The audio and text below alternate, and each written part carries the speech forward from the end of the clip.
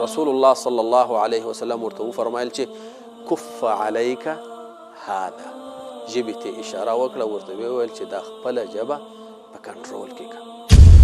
معاذ ابن جبل رضی الله تعالی عنه چې کله دا خبره واورېدل تعجب یې وکړ، ورته ویل چې ای د الله رسوله، آیا موږ به د ژبې په خبرو باندې هم رانیول کیږو؟ الله رب العالمین زموږ سره دا حساب کوي.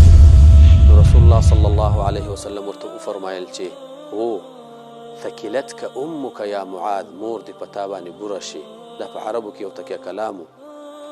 وهل یکب الناس علی وجوههم الا حصائد السنتهم، یو روایت کې راځي چې وهل یکب الناس علی مناخرهم الا حصائد السنتهم. په ورځ د قیامت کې چې ورته نسکور، یعنی د سر د طرف نه چې کله انسانان جهنم ته غورځول کیږي، نو د هغه غټ سبب چې دی هغه دا ژبه ده. د دې وجې نه زما محترمو ژبه چې ده دا د انسان دپاره ډېره لازمي ده چې د دې کنټرول وکړي. د دې وجه رسول الله صلی الله علیه وسلم فرمایي وای من کان یؤمن بالله والیوم الاخر، که چیرته یو سړی ایمان لري په الله او په ورځ د آخرت باندې، نو فلیقل خیرا، یا دې د خیر خبره وکړي، او لیصمت، یا دې چپ شي.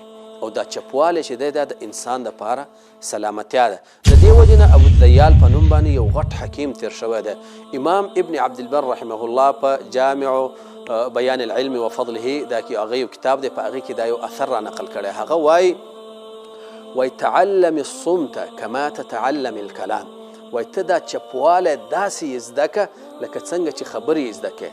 او دا ځکه چې فإن یکن الکلام یهدیک، که چیرته کلام او خبرې تا ته لار درښیي، نو فإن الصمت یقیک، چپوالی چې دی دا دې بیا ساتي.